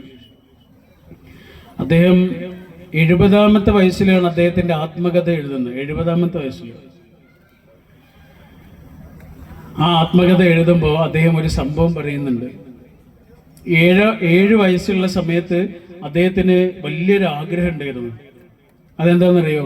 ഒരു കുതിരപ്പുറത്ത് കയറണം എന്നായിരുന്നു. അതുകൊണ്ട് സ്വന്തമായി കുതിരയുള്ള ഒരാളോട് ചെന്നിട്ട് ഈ കുട്ടി ചോദിച്ചു, ഞാൻ നിങ്ങളുടെ കുതിരപ്പുറത്തൊന്ന് കയറിക്കോട്ടെ. ഇയാൾ കുതിരപ്പുറത്ത് കയറാൻ സമ്മതിച്ചില്ല എന്ന് മാത്രമല്ല, അവന്റെ കൂട്ടുകാരുടെ ഇടയിൽ വെച്ച് ആ കുട്ടിയെ അപമാനിച്ചു. ആ അപമാനിച്ച സംഭവത്തെ കുറിച്ച് 70ാമത്തെ വയസ്സിൽ ഇദ്ദേഹം പറയണത് എന്താണെന്നറിയോ? ഞാൻ ഒരിക്കലും കയറിയിട്ടില്ലാത്ത കുതിരപ്പുറത്ത് നിന്ന് വീണതിന്റെ മുറിവ് എൻ്റെ ഉള്ളിൽ ഇപ്പോഴും ഉണ്ട്. ഞാൻ ആ കുതിരപ്പുറത്ത് കയറിയിട്ടില്ല, പക്ഷെ അയാളുടെ വാക്ക് കൊണ്ട് എൻ്റെ ഉള്ളു മുറിഞ്ഞ് ആ മുറിവിന്റെ പാട് എൻ്റെ ഉള്ളിൽ ഇപ്പോഴും ഉണ്ട്. വാക്കുകൾ അന്നമാണ്. നമുക്ക് പരിചയമുള്ള കുട്ടികൾ മാത്രമല്ല, നമ്മൾ കാണുന്ന ഓരോ കുട്ടിയുടെയും ഉള്ളിൽ നമ്മൾ കൊടുക്കുന്ന വാക്ക് വളരുന്നുണ്ട്. നമ്മളൊരു അനുഭവം പറയാം. 7ാം ക്ലാസ്സിൽ നമ്മളിങ്ങനെ 4ാം ക്ലാസ് വരെ ഒരു സ്കൂള്, 7ാം ക്ലാസ് വരെ വേറൊരു സ്കൂള്, അങ്ങനെ സ്കൂളുകളായിരുന്നു. 3 സ്കൂളിലായിരുന്നു നമ്മളൊക്കെ പഠിച്ചിരുന്നത്. അപ്പോൾ 7ാം ക്ലാസ് പൂർത്തിയാക്കിയിട്ട് സ്കൂളിൽ നിന്ന് പോവാം. ആ സമയത്ത് ക്ലാസ് ലീഡറൊക്കെ ആയിരുന്നു. അപ്പോൾ മാഷോട് ചോദിച്ചു, മാഷെ ഇനി ഞങ്ങൾ 8ാം ക്ലാസ്സിലേക്ക് നേരെ പോയാൽ പോരെന്ന് ചോദിച്ചു. മാഷോടെ 8ാം ക്ലാസ്സിലേക്ക് നേരെ പോയാൽ പോരെന്ന് ചോദിച്ചു ക്ലാസ് മാഷോട്. ഈ മാഷിന് അന്നത്തെ എന്തോ ഒരു മനസ്സിന്റെ വിഷമം കൊണ്ടാവാം, അന്നുണ്ടായ എന്തെങ്കിലും ഒരു ടെൻഷൻ കൊണ്ടാവാം, ഈ മാഷ് അന്നൊരു വാക്ക് പറഞ്ഞു, എന്നെ ഇങ്ങനെ പരിഹസിച്ചുകൊണ്ട് ഒരു വാക്ക് പറഞ്ഞു. ഞാൻ ആ വാക്ക് ഇവിടെ പറയണില്ല, നിങ്ങൾക്ക് കേൾക്കണോ? ആ മാഷെ ഇപ്പോഴും കാണാറുണ്ട്. എനിക്ക് ആ മാഷെ ഇപ്പോഴും ഉൾക്കൊള്ളാൻ പറ്റുന്നില്ല. നമ്മളെ പഠിപ്പിച്ച ഓരോ മാഷോടും ടീച്ചറോടും നമ്മൾക്ക് അത്രയും സ്നേഹവും ബഹുമാനമൊക്കെ ഉണ്ട്, ശരിയാ. ആ മാഷോട് മറ്റുള്ള ആളുകളോട്, മറ്റുള്ള മാഷന്മാരോട്, ടീച്ചർമാരോട് ഉള്ളൊരു സ്നേഹം നമ്മുടെ ഉള്ളിൽ വരുന്നില്ല. എത്ര ശ്രമിച്ചിട്ടും ആ മുറിവ് മാഞ്ഞു പോകുന്നില്ല. അത് മാഞ്ഞു പോകാനുള്ള സാധ്യതയും കുറവാണ്. കാരണം 7ാം ക്ലാസ്സിൽ നിന്നുണ്ടായ മുറിവാ. ഇപ്പൊ 42 വയസ്സായി. 42 വയസ്സുള്ള എന്നെ ഇത്രയും ആളുകളുടെ ഇടയിൽ വെച്ച് നിങ്ങളെ പരിഹസിച്ചു നോക്കൂ, അപമാനിച്ചു നോക്കൂ. 4-5 മിനിറ്റ് കൊണ്ട് ഞാനത് മറന്നുപോകും, അത് വിട്ടുകളയും. എന്നാൽ 4-5 വയസ്സുള്ള ഒരു കുട്ടിയെ നിങ്ങൾ അപമാനിച്ചു നോക്കൂ, 42ാമത്തെ വയസ്സിലും 60ാമത്തെ വയസ്സിലും 75ാമത്തെ വയസ്സിലും ആ മുറിവ് നീട്ടിക്കൊണ്ടേയിരിക്കും. ഒരു കുട്ടിയോട് പെരുമാറുക എന്ന് പറഞ്ഞാൽ ഒരു ചെറിയ കാര്യമല്ല. ഒരു കുട്ടിയോട് പെരുമാറുക എന്ന് പറഞ്ഞാൽ അതൊരു നിസ്സാരമായ കാര്യമല്ല. ഒരു മാഷിന്റെ കഥ വായിച്ചിട്ടുണ്ട്. മാഷ് കുറേ കാലങ്ങൾ കഴിഞ്ഞിട്ട് അദ്ദേഹത്തിന്റെ ഒരു കുട്ടിയെ കാണാം, പഠിപ്പിച്ച കുട്ടി. മാഷിന് എത്ര ആലോചിച്ചിട്ട് അവനെ മനസ്സിലാവണില്ല. അവൻ മാഷോട് ഇങ്ങനെ പറയും, മാഷിക്ക് എന്നെ മനസ്സിലായില്ലേ, എന്നെ മനസ്സിലായില്ലേ. അവനിങ്ങനെ പറയാ, മാഷിക്ക് മനസ്സിലാകണില്ല എന്ന് പറഞ്ഞപ്പോ അവന് വിഷമയി. അപ്പോ അവസാനം അവനൊരു കാര്യം എടുത്ത് പറഞ്ഞു. എന്താണെന്നറിയോ? മാഷ് എന്നെ ഓർക്കാൻ ഒരു കാര്യം ഞാൻ പറഞ്ഞുതരാം. ഞങ്ങളുടെ ക്ലാസ്സിൽ ഒരാള്, അവൻ്റെ അച്ഛൻ ഗൾഫിലായിരുന്നു. അപ്പൊ അച്ഛൻ അവന് പുതിയൊരു വാച്ച് കൊടുത്തിട്ട് ആ വാച്ചും കൊണ്ട് അവൻ ക്ലാസ്സിലേക്ക് വന്ന്. ആ വാച്ച് ഉച്ചയായപ്പോഴേക്ക് കാണാതായി, വാച്ച് കാണാനില്ല. മാഷ് ഞങ്ങളുടെ ക്ലാസ്സിലേക്ക് വന്നപ്പോഴാണ് വാച്ച് കാണാനില്ലാത്ത കാര്യം പറഞ്ഞ് ഇവൻ കരയുന്നത്. മാഷിക്ക് മനസ്സിലായി അത് ക്ലാസ്സിൽ നിന്ന് പുറത്തു പോയിട്ടില്ല. അപ്പൊ മാഷ് എന്താ ചെയ്തതെന്നറിയോ? മാഷ് ഞങ്ങളോട് എല്ലാവരോടും എഴുന്നേറ്റ് നിൽക്കാൻ പറഞ്ഞ് ഞങ്ങളെല്ലാവരും എഴുന്നേറ്റ് നിന്ന്. മാഷ് ഞങ്ങളോട് എല്ലാവരോടും കണ്ണടച്ച് പിടിക്കാൻ പറഞ്ഞ് ഞങ്ങളെല്ലാവരും കണ്ണടച്ച് പിടിച്ചു. മാഷ് ഞങ്ങളെല്ലാവരെയും പരിശോധിച്ച്, കീശയിലും ബാഗിലൊക്കെ പരിശോധിച്ച്. ഓർമ്മയില്ലേ? ആ ഓർമ്മയുണ്ട്. മാഷെ ഒരാളെ കീശയിൽ നിന്ന് അത് കിട്ടിയില്ലേ? ആ കിട്ടി, അത് ഞാനായിരുന്നു മാഷെ. ഇപ്പൊ മാഷക്ക് എന്നെ മനസ്സിലായില്ലേ എന്ന് ചോദിച്ചു. എടാ, ആ സംഭവം എനിക്ക് ഓർമ്മയുണ്ട്, പക്ഷെ നിന്നെ എനിക്ക് ഓർമ്മയില്ല. അതെന്താ മാഷെ?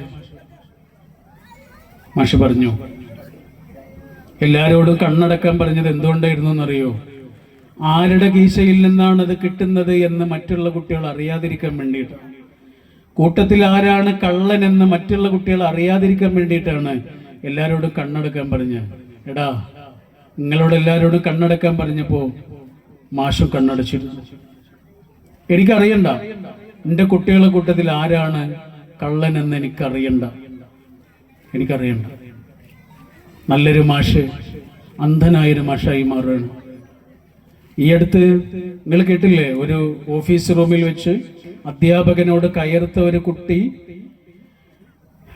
ഒരിക്കലും ഒരു അധ്യാപകനോട് പറയാൻ പാടില്ലാത്ത വാക്കുകളൊക്കെ പറഞ്ഞ് ആ കുട്ടിയെ ആ സ്കൂളിൽ നിന്ന് പുറത്താക്കുകയാണ് ചെയ്തത്. സത്യത്തിൽ അവനെ പുറത്താക്കാൻ പാടില്ലായിരുന്നു.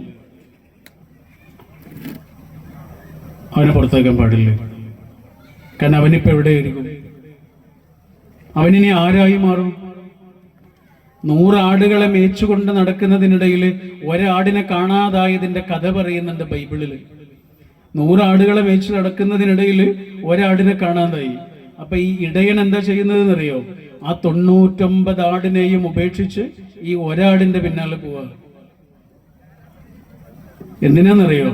ആ 99 ആടുകൾക്കും കൂടെ ആളുണ്ട്, പക്ഷെ ഈ ഒരാടിന് ആരുമില്ല. അതുകൊണ്ട് എവിടെയും എത്താം.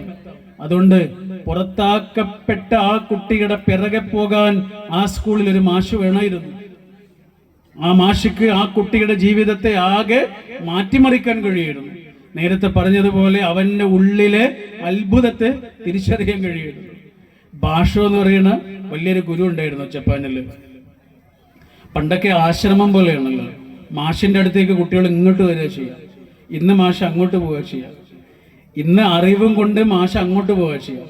പണ്ടൊക്കെ അറിവ് തേടി ആളുകൾ ഇങ്ങോട്ട് വരിക ചെയ്തത്. അങ്ങനെ മാഷിന്റെ കൂടെ കുറെ കുട്ടികൾ താമസിച്ച് പഠിക്കുന്നുണ്ടായിരുന്നു. അപ്പൊ ആ കൂട്ടത്തിൽ ഒരു കുട്ടി പിന്നെ മറ്റുള്ള കുട്ടികളുടെ സാധനങ്ങളൊക്കെ മോഷ്ടിക്കും. അപ്പൊ മറ്റുള്ള കുട്ടികളെല്ലാവരും മാഷ് അടുത്ത് വന്നിട്ട് പറഞ്ഞു, മാഷെ ഇങ്ങനെ ഒരു പ്രശ്നമുണ്ട്, ഇപ്പൊ മോഷ്ടിക്കുന്നുണ്ട്, അതുകൊണ്ട് ഞങ്ങൾക്ക് വലിയ ബുദ്ധിമുട്ടുണ്ട്. അവൻ ഇനിയും എന്തെങ്കിലും മോഷ്ടിച്ചാൽ മാഷ് അവനെ പുറത്താക്കണം. മാഷ് പറഞ്ഞ് ഞാൻ ആലോചിക്കാം. പറഞ്ഞതുപോലെ തന്നെ അവൻ വീണ്ടും മോഷ്ടിച്ചു. അപ്പൊ ഈ കുട്ടികളെല്ലാവരും മാഷിന്റെ അടുത്ത് വന്നിട്ട് പറഞ്ഞു, മാഷെ അവൻ വീണ്ടും മോഷ്ടിച്ചിട്ടുണ്ട്, അതുകൊണ്ട് അവനെ ഇവിടുന്ന് പുറത്താക്കണം പറഞ്ഞു. മാഷിങ്ങനെ ആലോചിച്ചിട്ട് പറഞ്ഞു, ഇല്ലടാ പറ്റൂല, അവനെ പുറത്താക്കാൻ പറ്റൂല പറഞ്ഞു. അപ്പൊ അവര് പറഞ്ഞു, എന്നാ ഞങ്ങളൊക്കെ ഇവിടുന്ന് പോകും എന്ന് പറഞ്ഞു. മാഷ് എന്താ പറഞ്ഞെന്നറിയോ? നിങ്ങളെല്ലാരും പോയിക്കോളൂ, അവനെ ഞാൻ വിടൂല. കാരണം നിങ്ങൾ പുറത്തു പോയാൽ എനിക്ക് യാതൊരു പേടിയില്ല, നിങ്ങൾക്ക് സത്യവും അസത്യവും മനസ്സിലായിട്ടുണ്ട്. അവനിപ്പോഴത് മനസ്സിലായിട്ടില്ലടാ, അവിടെ ഞാൻ അവനെ പുറത്തു വിടൂല. ആ സ്കൂളിലെ മുഴുവൻ കുട്ടികളും പുറത്തു പോയാലും ഈ കുട്ടിയെ പുറത്തു വിടാൻ പാടില്ല. കാരണം ഇവൻ അങ്ങോട്ട് വന്നത് പാഠപുസ്തകത്തിലുള്ളത് പഠിക്കാൻ വേണ്ടി മാത്രമല്ല, അവനൊരു പുതിയ മനുഷ്യനാകാൻ വേണ്ടി വന്നതായിരുന്നു. ഞങ്ങൾക്കതിന് പറ്റില്ല എന്ന് പറഞ്ഞിട്ട് പുറത്താക്കാനാണെങ്കിൽ അങ്ങനെ ഒരു കലാലയത്തിന് പ്രസക്തി ഇല്ലാതായി മാറും. ഒരു മനുഷ്യനെ മാറ്റാനുള്ള ഒരു സങ്കേതമാണ് ഒരു വിദ്യാലയം എന്ന് പറയുന്നത്. എല്ലാ മാഷന്മാരൊന്നും വേണ്ട, ഒരൊറ്റ മാഷ് മതിയായിരുന്നു. ആ കുട്ടിയുടെ പിന്നാലെ പോയി അവനെ മാറ്റിമറിക്കാൻ. പണ്ടൊരു കുട്ടിയുടെ കഥ വായിച്ചിട്ടുണ്ട്. പണ്ടൊക്കെ നമ്മൾ ഈ കണക്ക് ഹോംവർക്ക് ഉണ്ടാവുമല്ലോ, ഇങ്ങനെ വീട്ടിൽ നിന്ന് എഴുതി കൊണ്ടുവന്ന് ക്ലാസ്സിൽ ഇങ്ങനെ അട്ടിയായി വെച്ചിരുന്നില്ലേ? ഇപ്പൊ അങ്ങനെ ഉണ്ടോന്ന് എനിക്കറിയില്ല, നമ്മൾ മാഷല്ല. കുട്ടികളെല്ലാവരും ഇങ്ങനെ നോട്ട് ബുക്ക് ഇങ്ങനെ അട്ടിയായി കൊണ്ടുവന്ന് വെച്ച് മാഷി വന്നിട്ട് അതിങ്ങനെ ഓരോന്ന് പരിശോധിക്കുക. കണക്കാണല്ലോ, അപ്പൊ കുട്ടികളൊക്കെ ഇങ്ങനെ പേടിച്ചു വറക്കുക. ഇതിൽ നിന്ന് ഒരു ബുക്ക് ഇങ്ങനെ പരിശോധിക്കുന്നതിനിടയിൽ മാഷിന്റെ മുഖമൊക്കെ മാറുന്നുണ്ട്. അതിലെന്തോ ഒന്ന് മാഷ് കണ്ടിട്ടുണ്ട്. അപ്പൊ ആ പുസ്തകം എന്റേതാണ് എന്ന് തിരിച്ചറിഞ്ഞ ആ കുട്ടി പേടിക്കാൻ തുടങ്ങി. പഠിച്ചവന് എന്താണ് പ്രശ്നം എനിക്ക് മനസ്സിലാവില്ലല്ലോ, എന്റെ ബുക്കാണല്ലോ അത്. ആ കുട്ടിക്ക് എന്തായാലും ബേജാറുണ്ടാവില്ലോ. മാഷ് ആ കുട്ടിയോട് എഴുന്നേറ്റ് നിൽക്കാൻ പറഞ്ഞു. ആ കുട്ടി എഴുന്നേറ്റ് നിന്ന് ആകെ വെറുക്കുന്നുണ്ടായിരുന്നു. മാഷിങ്ങനെ ആ കുട്ടിയെ അടുത്തേക്ക് വിളിച്ചു, എന്നിട്ടിങ്ങനെ കാണിച്ചു കൊടുത്തു. അപ്പോഴാണ് അവളിങ്ങനെ ശ്രദ്ധിക്കുന്നത്, കണക്ക് എഴുതേണ്ട സ്ഥലത്ത് അവൾ എഴുതി വെച്ചത് 2 വരി കവിതയാണ്. ഏതോ ഒരു ഹാലില് ഒരു കവിത വന്ന് ആ കവിത ആ സൈഡിൽ എഴുതി വെച്ചിട്ടുണ്ട്. കണക്കിന് പകരം കവിത എഴുതിയ കുട്ടിയെ മാഷിങ്ങനെ അടുത്തേക്ക് വിളിച്ച് അത് ഉറക്കെ ചൊല്ലാൻ പറഞ്ഞു. ആ കുട്ടി ഉറക്കെ ചൊല്ലി, പേടിച്ചു വരച്ച് അതിങ്ങനെ ഉറക്കെ ചൊല്ലി.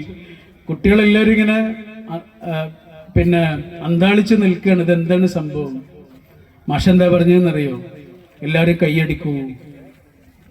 കുട്ടികളെല്ലാവരും കൈയടിച്ചു. കണക്കെഴുതേണ്ട സ്ഥലത്ത് കവിത എഴുതിയിട്ട് ആ പെൺകുട്ടിയുടെ പേര് പറഞ്ഞാൽ ഒരുപക്ഷെ നിങ്ങൾക്ക് മനസ്സിലാവും. ആ പെൺകുട്ടിയുടെ പേര് സരോജിനി നായിഡു എന്നാണ്. ഇന്ത്യയുടെ വാനമ്പാടി എന്നാണ് പറയുക. ഗാന്ധിജിയുടെ കൂടെ സ്വാതന്ത്ര്യ സമരത്തിൽ സജീവമായി സാന്നിധ്യമായിരുന്ന ധീരയായ കവയത്രിയായ ഒരു ധീരദേശാഭിമാനിയായി മാറിയ സരോജിനി നായിഡു ആണ്. ഇതാണ് മാഷ്. പാഠപുസ്തകത്തിലുള്ളത് പഠിപ്പിക്കാനല്ല മാഷ്, അതിന് AI വന്നാലും അതിന് കഴിയും അല്ലേ? പണ്ടൊക്കെ നമ്മള് ഹെൽമെറ്റ് ഇട്ടിരുന്നെന്ന് നോക്കിയിരുന്നത് റോഡിന്റെ സൈഡിൽ പോലീസ് ഇല്ലല്ലോ. കുറച്ചു കാലം കഴിഞ്ഞാൽ ഇനി ക്ലാസ് റൂമിലേക്ക് വന്ന് പഠിപ്പിക്കുന്നത് മാഷാകണമെന്നില്ല, AI ആയിരിക്കും.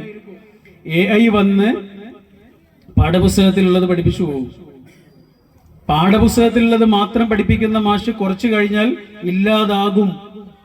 എന്നാൽ പാഠപുസ്തകത്തിന് അപ്പുറത്തുള്ളത് പഠിപ്പിക്കുന്ന മാഷ് AI വന്നാലും നിലനിൽക്കും.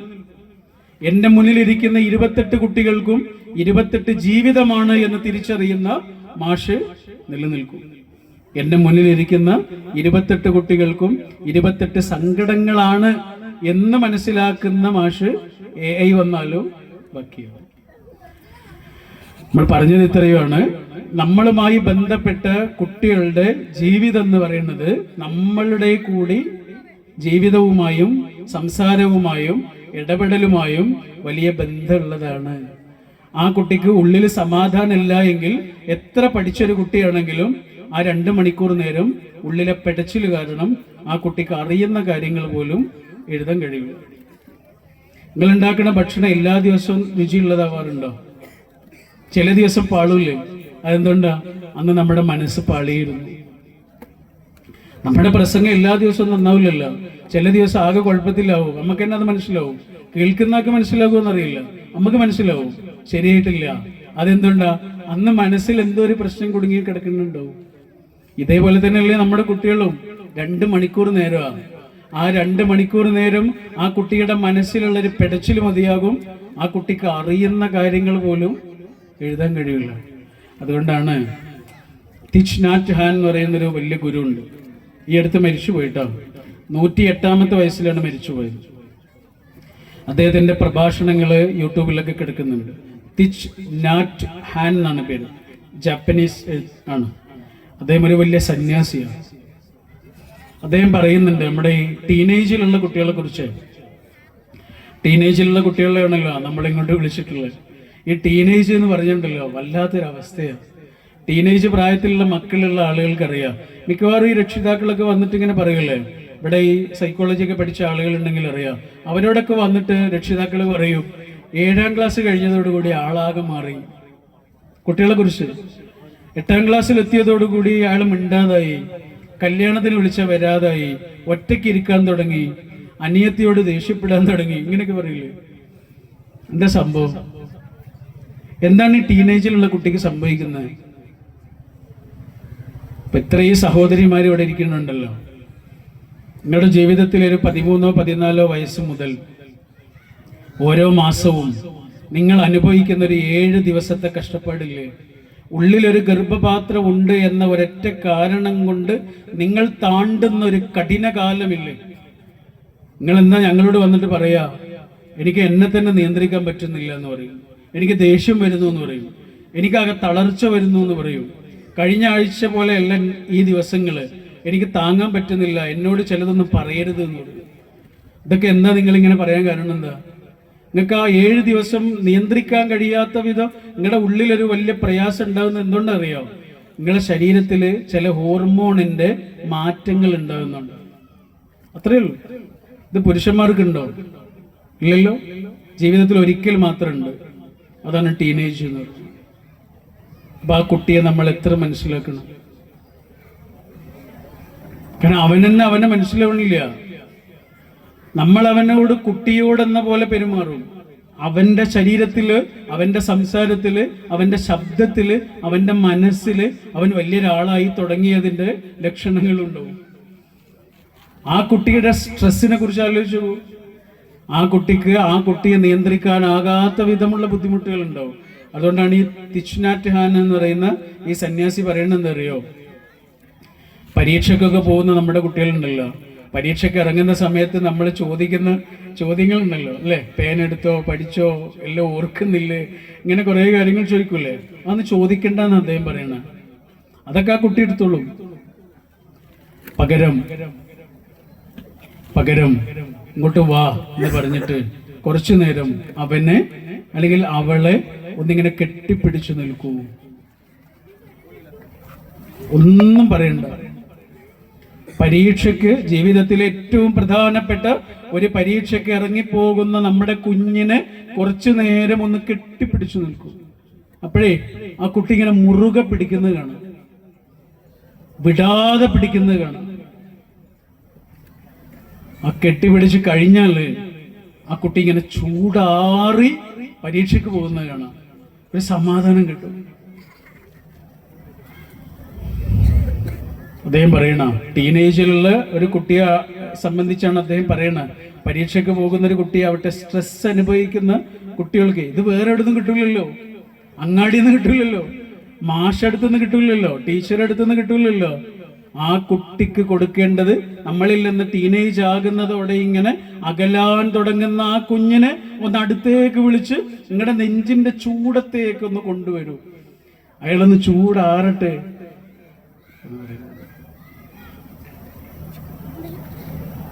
എനിക്ക് നമ്മുടെ കുഞ്ഞുങ്ങളോട് പറയാനുള്ളത്, നമ്മുടെ സമയം കഴിഞ്ഞു, നാളെ വർക്കിണ്ടല്ലേ. കുഞ്ഞുങ്ങളോട് പറയാനുള്ളത് എന്താ അറിയോ, നേരത്തെ പറഞ്ഞ പോലെ കുറച്ച് കാലേ നിങ്ങൾ ഈ പ്രയാസപ്പെടുന്നുള്ളൂ. 4-5 കൊല്ലാണ് ആകെ നിങ്ങളുടെ ജീവിതത്തിലെ ഏറ്റവും സുപ്രധാനമായ പരീക്ഷകൾക്ക് വേണ്ടി നിങ്ങൾ കഷ്ടപ്പെടേണ്ടുള്ളൂ. എന്നാൽ ഈ 40, 50, 60 കൊല്ലം നിങ്ങളുടെ ജീവിതം നിങ്ങൾക്ക് സമാധാനമുള്ളതായിരിക്കും. ഒരാളെയും ആശ്രയിക്കേണ്ടതില്ലാത്ത വിധം നിങ്ങൾക്ക് അന്തസ്സോടെ ജീവിക്കാൻ കഴിയും. നമ്മുടെ കൂടെ ജീവിക്കുന്ന ആള് ഒരുപാട് ആളുകൾക്ക് ഈ കൗൺസിലിംഗ് ഒക്കെ കൊടുക്കുന്ന ഒരാളാണ്. അദ്ദേഹം നമ്മളോട് പറഞ്ഞതാണ്, നിങ്ങൾ എവിടെ പെൺകുട്ടികളുണ്ടോ അവരോട് പറയണം. ഇവരുടെ അടുത്തേക്ക് ഇങ്ങനെ കല്യാണം കഴിഞ്ഞിട്ട് വരുന്ന ധാരാളം സ്ത്രീകളുണ്ട്. ആ സ്ത്രീകള് ജീവിതത്തിൽ വളരെ ടോക്സിക് ആയ ഒരാളുടെ കൂടെ ജീവിക്കേണ്ടി വരും. ഒരിക്കലും സഹിക്കാൻ കഴിയാത്ത ഒരു ലൈഫ് പാർട്ട്ണറുടെ കൂടെ ഇറങ്ങിപ്പോകാൻ കഴിയാത്ത വിധം സഹിച്ചു നിൽക്കേണ്ടി വരും. ഇറങ്ങിപ്പോകേണ്ട അവസ്ഥകൾ ഉണ്ടാവും, പക്ഷെ ഇറങ്ങിപ്പോകാൻ കഴിയില്ല. അതിന്റെ പ്രധാന കാരണം എന്താണെന്നറിയോ, ഇവര് പഠിച്ചിട്ടില്ല, ഇവർക്കൊരു ജോലിയില്ല, സമ്പാദ്യമില്ല, വേറൊരാളെ ആശ്രയിക്കാതെ ജീവിക്കാനുള്ള യാതൊന്നും അവരുടെ കയ്യിലില്ല. ചെറിയ പ്രായത്തിൽ കല്യാണം കഴിഞ്ഞു പോയിട്ടുണ്ടാവും. പിന്നെ അവർ ഒറ്റക്കാകുന്നൊരു സമയത്ത് ഇവർക്ക് ജീവിക്കാൻ കഴിയില്ല. ഇവര് സിംഗിൾ മദർ ആകുന്ന ഒരു അവസ്ഥയെക്കുറിച്ച് ആലോചിച്ചു നോക്കൂ. നമ്മുടെ പെൺകുട്ടി കല്യാണം കഴിഞ്ഞ് ആ കല്യാണം ശരിയായില്ല, പിന്നെ അവൾ ഒറ്റക്ക് ജീവിക്കുന്ന ഒരു അവസ്ഥയെക്കുറിച്ച് വെറുതെ ഒന്ന് ആലോചിച്ച് നോക്കൂ. അല്ലെങ്കിൽ സിംഗിൾ മദറായിട്ട് മക്കളുണ്ട്, ഭർത്താവില്ല, ഒറ്റക്കൊരു ഉമ്മ പൊരുതി ജീവിക്കുന്നതിനെ കുറിച്ച് ആലോചിച്ച് നോക്കൂ.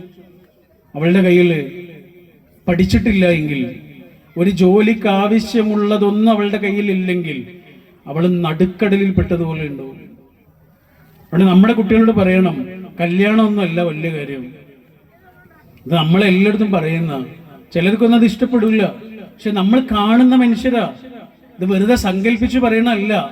കല്യാണമല്ല ജീവിതത്തിലെ വലിയ സംഭവം. വലിയ സംഭവങ്ങളിൽ ഒന്ന് മാത്രമാണ് കല്യാണം.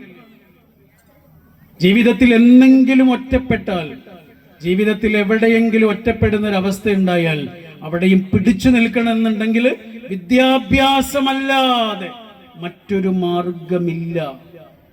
അറിവ്, വിദ്യാഭ്യാസം ഒരു പെണ്ണിനാണെങ്കിലും ആണിനാണെങ്കിലും അയാളുടെ ചിറകുകളാണ്, അയാൾക്ക് പറക്കാനുള്ള ചിറകുകളാണ്.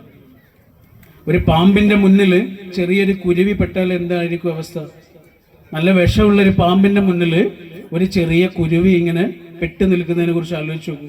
പാമ്പിങ്ങനെ പത്തി വിടർത്തി ആടുന്നതിന്റെ മുന്നിൽ ഒരു ചെറിയ കുരുവി ഇങ്ങനെ പേടിച്ചു നിൽക്കുന്നതിനെ കുറിച്ച് ആലോചിച്ച് നോക്കൂ. സത്യത്തിൽ കുരുവിക്ക് അതിന്റെ ആവശ്യമുണ്ടോ? ഉണ്ടോ? കുരുവിക്ക് ചിറകില്ലേ, പാറിപ്പോഴേ. അതിനെ കാത്തിരിക്കുന്ന ഒരു ആകാശമില്ലേ? അതിനെ പേടിച്ചിരിക്കേണ്ട വല്ല കാര്യമുണ്ടോ? ഈ ചിറകാണ് വിദ്യാഭ്യാസം. ഈ ചിറകാണ് വിദ്യാഭ്യാസം. അത് ആണിനാണെങ്കിലും പെണ്ണിനാണെങ്കിലും ആ ചിറകിന്റെ പേരാണ് വിദ്യാഭ്യാസം. പറക്കാനുള്ള ചിറകിന്റെ പേരാണ്, ചെറിയ കാര്യമല്ല. അതുകൊണ്ട് ആ കുട്ടികളോട് പറയണം, നിങ്ങളെ പിഴപ്പിക്കുന്ന പല കാര്യങ്ങളുണ്ടാവും, അതിലേക്കൊന്നും വീഴണ്ട കേട്ടോ. നിങ്ങളുടെ പ്രയോറിറ്റി തെറ്റിപ്പോകണ്ട. ഒരമ്മ ചെറിയ കുഞ്ഞിനെ തോളിലേറ്റി ഇങ്ങനെ ഭിക്ഷയാചിച്ച് നടക്കുകയാണ്, ഭിക്ഷക്കാരിയാ. അങ്ങനെ ഭിക്ഷയാചിച്ച് നടക്കുന്നതിനിടയിൽ ഒരു ഗുഹ കാണുന്നു. ആ ഗുഹയുടെ മുന്നിൽ ഒരാള് നിൽക്കുന്നുണ്ട്, ഒരു സെക്യൂരിറ്റി നിൽക്കുന്നുണ്ട്. ആ സെക്യൂരിറ്റി ഈ അമ്മയോട് പറഞ്ഞു, ഈ ഗുഹയുടെ ഉള്ളിൽ നിറയെ സ്വർണവും വജ്രവും പണത്തിന്റെ വലിയ വലിയ പെട്ടികളും ഒക്കെ, നിങ്ങൾക്ക് ഇതിനകത്തേക്ക് കയറിയിട്ട് എത്ര വേണമെങ്കിലും എടുക്കാം, പക്ഷെ 2 മിനിറ്റ് 2 മിനിറ്റ് നേരം നിങ്ങൾക്ക് എത്ര വേണമെങ്കിലും വാരിക്കൂട്ടാം. 2 മിനിറ്റ് കഴിഞ്ഞാൽ ഒരു ബെല്ലടിക്കും. അപ്പൊ നിങ്ങൾ പുറത്തേക്ക് ചാടണം. ചാടിയിട്ടില്ലെങ്കിൽ പിന്നെ ഒരിക്കലും ചാടാൻ കഴിയില്ല, ഇത് ക്ലോസ് ആയി പോകും, അടഞ്ഞു പോകും. ആ അമ്മ ആലോചിച്ചു, 2 മിനിറ്റ് ഒക്കെ മതിയല്ലോ, 2 മിനിറ്റ് ഒക്കെ മതി, വാരിക്കൂട്ടാൻ 2 മിനിറ്റ് ഒക്കെ മതിയല്ലോ. അമ്മ നേരെ അകത്തേക്ക് പോയി വാരിക്കൂട്ടാൻ പറ്റുന്ന അത്രയും സാധനങ്ങൾ വാരിക്കൂട്ടാം. ബെല്ലടിച്ചു, സമയം കഴിഞ്ഞ് പുറത്തേക്ക് ചാടി, കുഴപ്പമൊന്നുമില്ല. ഇങ്ങനെ നോക്കുമ്പോൾ 5 തലമുറക്ക് ജീവിക്കാൻ ആവശ്യമുള്ള അത്രയും സാധനങ്ങൾ കയ്യിലുണ്ട്. പക്ഷെ ഒരു ചെറിയ പ്രശ്നം ഉണ്ടായി. എന്താണെന്നറിയാം, ഒക്കത്തുണ്ടായിരുന്ന ഒരു കുട്ടിയില്ലേ, അത് അകത്തായിപ്പോയി. ഇതാണ് പ്രയോറിറ്റി എന്ന് പറയുന്നത്. മുൻഗണനകൾ എവിടെയാണോ തെറ്റിപ്പോകുന്നത് അവിടെ നമുക്ക് പിന്നീട് ഉണ്ടാകുന്നത് മുഴുവനും ഖേദമായിരിക്കും. നിങ്ങളൊരു ചെറിയൊരു കുഞ്ഞിനെ ഇങ്ങനെ അടുത്തേക്ക് വിളിച്ചിട്ട് ആ കുഞ്ഞിന്റെ മുന്നിൽ 2 സാധനങ്ങൾ വെക്കുക. 500 രൂപയുടെ 4 നോട്ടുകൾ വെക്കുക. പിന്നെയോ ആ കുട്ടിക്ക് ഏറ്റവും ഇഷ്ടപ്പെട്ട 2 ചോക്ലേറ്റും വെക്കുക. എന്നിട്ട് ആ കുട്ടിയോട് പറയാ, നിനക്ക് ഇതിൽ ഏതെങ്കിലും ഒന്ന് എടുക്കാം, പക്ഷെ ഒന്നേ എടുക്കാൻ പറ്റുള്ളൂ എന്ന് പറഞ്ഞാൽ മിക്കവാറും ആ കുട്ടി എടുക്കാൻ സാധ്യതയുള്ളത് ആ ചോക്ലേറ്റ് ആയിരിക്കും. ആ പൈസ കുട്ടിയെ സംബന്ധിച്ചിടത്തോളം 4 പേപ്പർ മാത്രമേ ഇരിക്കും, അല്ലേ? ആ ചോക്ലേറ്റ് എടുത്തിട്ട് കുട്ടി ഓടും. പിന്നെ കുറച്ച് വലിയ കുട്ടിയായി കാര്യങ്ങളൊക്കെ പറഞ്ഞാൽ മനസ്സിലാകുന്ന സമയമാകുമ്പോൾ കുട്ടിയോട് ഈ കഥയൊന്ന് പറഞ്ഞു കൊണ്ടു. എടാ, നിന്റെ മുന്നിൽ ഞാൻ 500 രൂപയുടെ 4 നോട്ടുകൾ 2000 രൂപയും വെച്ചു, 10 റുപ്യന്റെ 2 ചോക്ലേറ്റും വെച്ചു. എന്നിട്ട് നിന്നോട് പറഞ്ഞു ഇതിൽ ഏതെങ്കിലും ഒന്നെടുത്തോ. നീ എന്തെടുത്തതെന്നറിയോ? ആ ചോക്ലേറ്റ് എന്ന് പറഞ്ഞാൽ ആ കുട്ടി തലയിൽ ഇങ്ങനെ കൈവച്ചിട്ട് പറയും, 2000 റുപ്യ കൊണ്ട് എത്ര ചോക്ലേറ്റ് വാങ്ങായിരുന്നു, ഞാൻ എന്ത് മണ്ടനായി പോയി എന്ന് പറയും. ഇല്ലേ? കുട്ടിക്ക് തെറ്റിപ്പോയത് എന്താ? പ്രയോറിറ്റി. അതിന്റെ കാരണം എന്താ? കുട്ടിക്ക് അറിവില്ലാത്തോണ്ട് സംഭവിച്ച. അറിവ് എന്നുള്ളതിന് സംസ്കൃതത്തിൽ എന്താ പറയാന്നറിയോ നിങ്ങൾക്ക്? അറിവ് എന്നുള്ളതിന് വേദം എന്നാ പറയാ. ഇല്ല എന്നുള്ളതിന് എന്താ പറയാന്നറിയോ? ന എന്നാ പറയാ. അപ്പൊ എന്തായി? വേദം പ്ലസ് ന എന്താ? വേദന. വേദന എന്ന് പറഞ്ഞാൽ എന്താണെന്നറിയോ? അറിവില്ലായ്മ കൊണ്ട് നമ്മൾ ചെയ്തു കൂട്ടിയ കാര്യങ്ങളെ കുറിച്ച് ഓർത്ത് നമുക്ക് പിന്നീട് ഉണ്ടാകുന്നതിന്റെ പേരാണ് വേദന. വെറുതെ ആലോചിച്ചു. അറിവില്ലായ്മ കൊണ്ട് നമ്മൾ പറഞ്ഞത്, ചെയ്തത്, പ്രവർത്തിച്ചത്, പ്രതികരിച്ചത്, അറിവില്ലായ്മ കൊണ്ട് എന്താണ് സംഭവിച്ചത്, അതിന്റെ പേരിൽ പിന്നീട് നമുക്ക് ഉണ്ടാകുന്നതിന്റെ പേരാണ് വേദന. അതുകൊണ്ട് നിങ്ങളോട് പറയുള്ളത്, നിങ്ങളുടെ ജീവിതത്തിൽ ഇപ്പോഴുള്ള ഏറ്റവും വലിയ പ്രയോറിറ്റി നിങ്ങളുടെ പഠനമാണ്. അതിന്റെ കാരണം പഠനം നിങ്ങളുടെ ചിറക, വിദ്യാഭ്യാസം എന്ന് പറയുന്നത് നിങ്ങളുടെ ചിറക. ഇവിടെ പൈസ ഇല്ലാതെ ഈ ഭൂമിയിൽ ജയിക്കാൻ കഴിയില്ല. മനസ്സമാധാനത്തിന്റെ 90% കാരണം ഏതെങ്കിലും ഒരർത്ഥത്തിൽ പണമായിരിക്കും. സത്യം. 42 കൊല്ലമായിട്ട് ജീവിച്ചുകൊണ്ടിരിക്കുന്ന ആളെ പറയണ മനസ്സമാധാനത്തിന്റെ വലിയൊരു പങ്ക് പണമായിരിക്കും. പണം കയ്യിലുണ്ടെങ്കിൽ ഒരാൾക്ക് ഉണ്ടാകുന്നൊരു സമാധാനമുണ്ട്. വിദ്യാഭ്യാസമാണ് ജീവിതത്തിൽ അന്തസ്സോടുകൂടി പണം സമ്പാദിക്കാനുള്ള ഏറ്റവും നല്ല മാർഗം. അന്തസ്സോടുകൂടി പണം സമ്പാദിക്കാനുള്ള മാർഗം. അതുകൊണ്ട് നമ്മുടെ കുട്ടികൾ വിദ്യാഭ്യാസം നേടുക എന്നുള്ളത് അവരുടെ ജീവിതത്തിന്റെ വരുംകാലം മുഴുവനും സമാധാനമുള്ളതാകുന്നതിൻ്റെ ഏറ്റവും പ്രധാനപ്പെട്ട ഒരു കാരണമാണ്. നമ്മൾ എത്ര നിഷേധിച്ചിട്ട് കാര്യമില്ല, അതൊരു സത്യമാണ്. അതുകൊണ്ട് നിങ്ങളുടെ പ്രയോറിറ്റികൾ മാറിപ്പോകാതെ, നിങ്ങളുടെ മുൻഗണനകൾ തെറ്റിപ്പോകാതെ വിദ്യാഭ്യാസത്തിലേക്ക് മാത്രം ഇങ്ങനെ നിങ്ങൾ കൂർപ്പിച്ചു നിൽക്കേണ്ട സമയമാണ്. നിങ്ങൾ മക്കയില് കഅബയുടെ ചുറ്റും ആളുകൾ ഇങ്ങനെ കറങ്ങുന്നത് കണ്ടില്ലേ? കണ്ടില്ലേ? കഅബയുടെ ചുറ്റും ആളുകൾ ഇങ്ങനെ കറങ്ങുന്ന ഫോട്ടോ കണ്ടിട്ടുണ്ടോ? കഅബ എന്ന് പറയുന്നത് മക്കയിലെ ഒരു സ്ക്വയർ ആണ്. അതിന് ചുറ്റും ആളുകൾ ഇങ്ങനെ തവാഫ് എന്ന് പറയാം. നമ്മുടെ ക്ഷേത്ര പ്രദക്ഷിണം അതന്നെ തവാഫ്. അതിങ്ങനെ കറങ്ങുന്നത് കാണാം. 10,000 മനുഷ്യരാണ് കറങ്ങുക. 24 മണിക്കൂറും കറങ്ങിക്കൊണ്ടിരിക്കുന്നത്. അത് നിൽക്കൂല. കോവിഡിന്റെ സമയത്ത് മാത്രമാണ് അത് നിന്നിട്ടുണ്ടാവുക. അല്ലാത്ത സമയത്തൊക്കെ ഇതിങ്ങനെ കറങ്ങിക്കൊണ്ട്, ആ കറങ്ങുന്നത് കാണാൻ എന്ത് ഭംഗിയാണെന്നറിയോ? അതെന്താ അത്ര ഭംഗി ഉണ്ടാവാൻ കാരണം എന്നറിയോ? നടുവിലൊരു കഅബ ഉണ്ടായതുകൊണ്ട്. നടുവിൽ അങ്ങനെ ഒരു കഅബ ഇല്ലെങ്കിൽ ആ തവാഫിന് അത്ര ഭംഗി ഉണ്ടാവില്ല. കാരണം എന്താണ്? ലക്ഷ്യം ഉണ്ടാവില്ല. കഅബയാണ് അവരുടെ ഖിബില എന്ന് പറഞ്ഞാൽ ലക്ഷ്യം. അങ്ങനെ ഒരു നടുവിൽ അങ്ങനെ ഒരു കഅബ ഇല്ലെങ്കിൽ ആളുകൾ അങ്ങോട്ടും കൊണ്ട് ചെതറിപ്പോകും. ഇതാണ് ലക്ഷ്യം. നമ്മുടെ രാജ്യത്തെ ഏറ്റവും വലിയ നദികളിൽ ഒന്നാണ് ഗംഗ. പുണ്യനദിയാ ഗംഗ. ഗംഗാ നദിയുടെ ഒരു പ്രത്യേകത എന്താണെന്നറിയോ? അതിങ്ങനെ പരന്നൊഴുകുന്ന നദിയാണ്. അത്രയും വീതിയുള്ള നദിയാ ഗംഗ. എന്നാൽ ഇതേ ഗംഗ ഒരു സ്റ്റേറ്റിലെത്തുമ്പോൾ,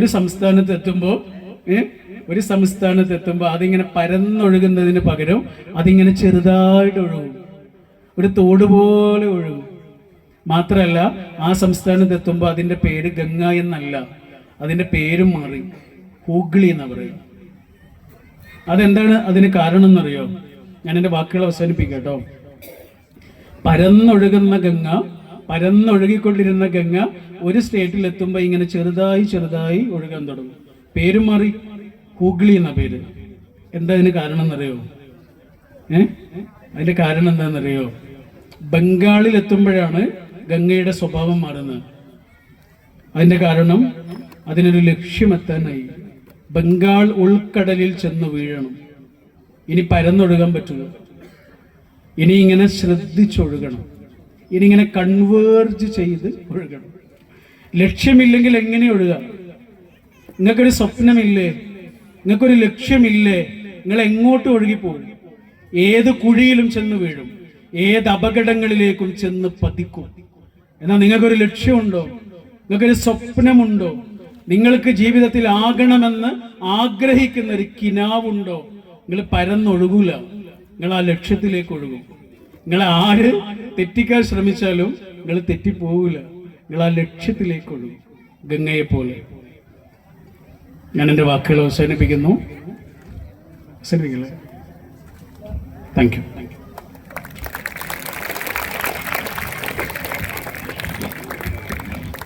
എന്തെങ്കിലും ചോദിക്കാനുണ്ടെങ്കിൽ കുറച്ച് സമയം വേണമെങ്കിൽ ചിലവഴിക്കാം.